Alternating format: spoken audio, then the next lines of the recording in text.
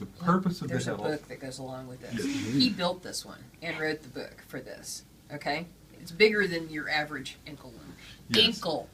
She knows. Ankle, She knows. not ankle. She knows. Yes, but he keeps writing ankle when he writes to me. So So the reason that we have here an opening, the Heddles here, is to create an opening. This is called the shed. And when you go through here, when you're weaving, You've got like a you're moving this back and forth through here. And you move this up and down. You do this, and you do the other side of it. And then you come back and go the other way and put one in there, and you come back and you do this. I'm going to suggest that until you get relatively skilled at this, several months into this adventure, and it can last a lifetime, I'm here to tell you, get acrylic yarn, because it doesn't snag so much. If you get real wool, you can do some really nice things with real wool, but it tends to have a latch factor where you find yourself like Velcro. It's like weaving with Velcro. leaving the Velcro. There you go. That's Okay. pretty good. So, but this stuff you can buy at any place that sells knitting yarn. Any hobby shop? And Michael's is having a sale. This Michael's should be like- enough to get you through this project. Oh, this will more than get you. Okay, through what this we've got on the shuttle and in here should get you through this. Okay, so when we start weaving,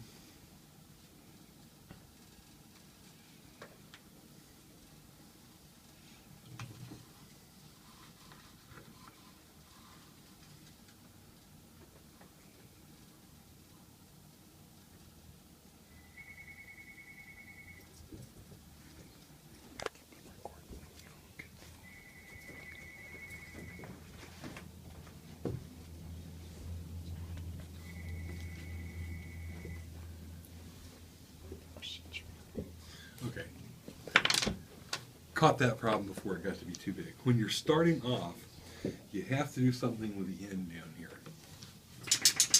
And a lot of people will leave it like this much space, and then you can weave it into the ends here.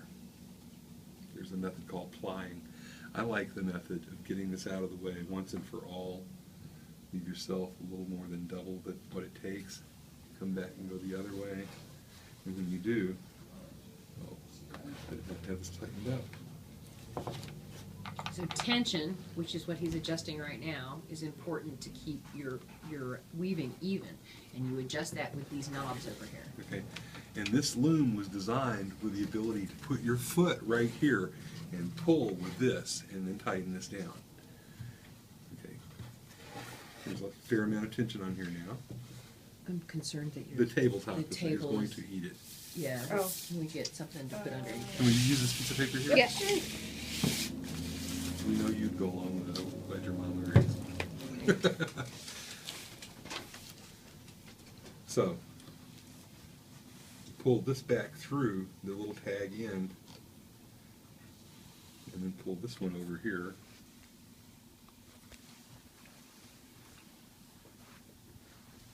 And don't try to smush it all down at once, but it's going to get narrower for a little bit when you do this. One of the tricks on weaving is to keep your edges even. And it's really easy to not do that. So that's you know, it looks like a lot of the same thing over and over again, but it takes a while to get to the point where you can keep your edges nice and even and not pull them in and not have them, you know, sticking out. So be prepared to see some of this happening when you get first, but that's where you can work on improving, you know, as you get better at it, is to keep the edges nice and even and the That's tension. my first project, sitting on top of the television, where I could look at it all the time. It showed me that it doesn't matter how good I am now. There was a time that I sat down and had never done this before and wasn't very good at it. And made a lot of Yes. that. Yeah. Oh, yes. the Yes. edges looked like a scrubby pad. I mean, there was you could roll it up and it was fluffy on the ends. It was hard. So I've learned a lot in the time since that. And if you need to, you can take a pencil. And trace the edges. No. And draw a line right here and a line right there, but do it in pencil, not pen. And that way, you know every time that the shuttle goes through that you're putting it in the right place. Now, something else about the heddles is it matters when you warp this, when you put the yarn on it, the order that the heddles go on create the pattern that he's weaving. So he has done a ladder pattern for you here. You can make checkerboard, right? Where it looks like a checkerboard all the way down it. You can just do stripes. When you get really slick at it, you can do patterns that do other things. But That's a long way down the road. It is. Don't worry about that right now. This will keep you tied up for a while, I'm here to tell you. do we have warping styles in here? No, it says how to warp. Weaving on the loom.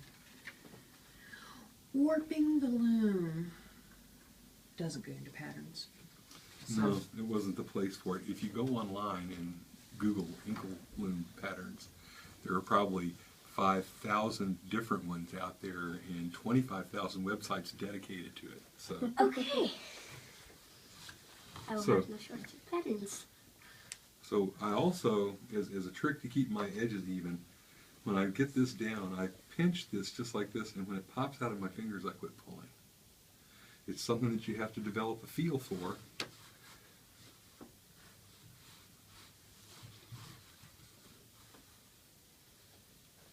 When it pulls out of your finger, it's done. So, One other thing I want to say about the patterns that you create with Heddles is that was the early basis for computer punch cards. Weaving patterns from Heddles on really complicated floral, like see the floral pattern that's on the pillows in there. I don't know, that may be a print, but if that was woven in there, then that pattern was created by hundreds and hundreds of Heddles creating that pattern. And they took that and they translated that into punch cards and binary, making computer code. So this right here is what started off the computers that we use today. Pretty cool, huh? So that just tells you how many different patterns you can make, because with these you can do all sorts of things. And as you get bigger looms, if you get into this more, bigger looms can make bigger patterns. she keeps pointing at these and saying they make different patterns. These make an opening that you can go through one way or the other. The way you put the things through them, the order that you do. Well, is, that's what I, yeah, that's what I meant. Yes, but I wanted to be certain that she knew that. Okay. So it's like the order that you put them in here. Look, right here, all these are blue, right? But down here, the entire middle is the purple, maroon.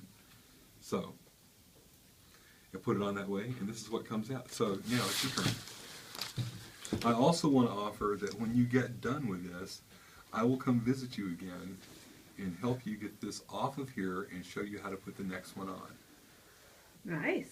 That's a very nice offer. What do you say, Lily Grace? Thank you. You're most welcome.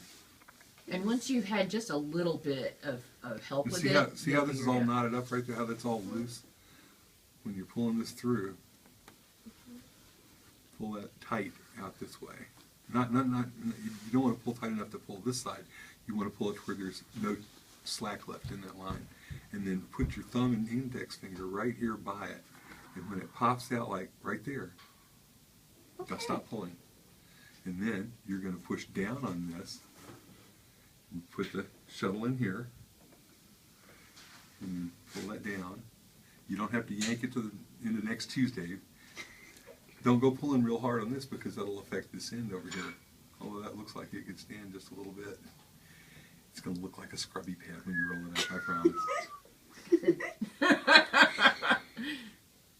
Okay, and then But he has you warped up here for something that's going to make about 7 feet. The nice thing about this loom See, is you've got you this can looped over do, right there. And it won't pull very far when you do that. in your instruction book, it has a list of which heddles you use to make different lengths. So I think you're warped up for 7'2" right now. 1 and 13.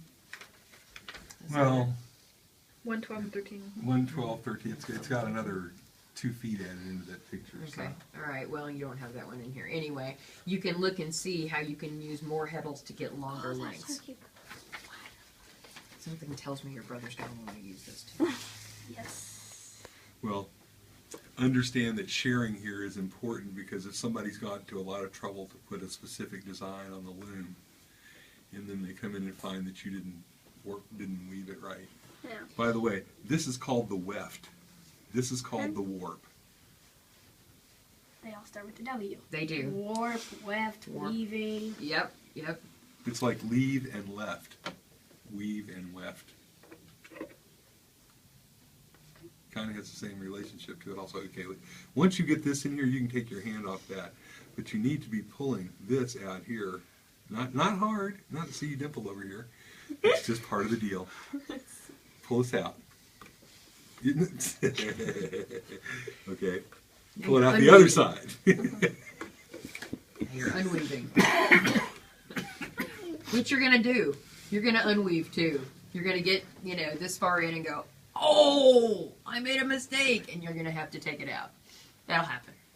Happens pull all the this time. all the way that down that to here. happens Pull it regardless here of the and textile that you're working, whether it's embroidery or knitting or crochet or You've seen mommy pull stuff out when she's knitting, right? Yeah, I Yeah, know. She right. has to pull out a lot of my stuff. Well, Exactly, When, so when that you have happens a to lot. unweave this, be patient because you can't, if you're not careful, you will get it wrapped around one thread in the middle here. Ooh.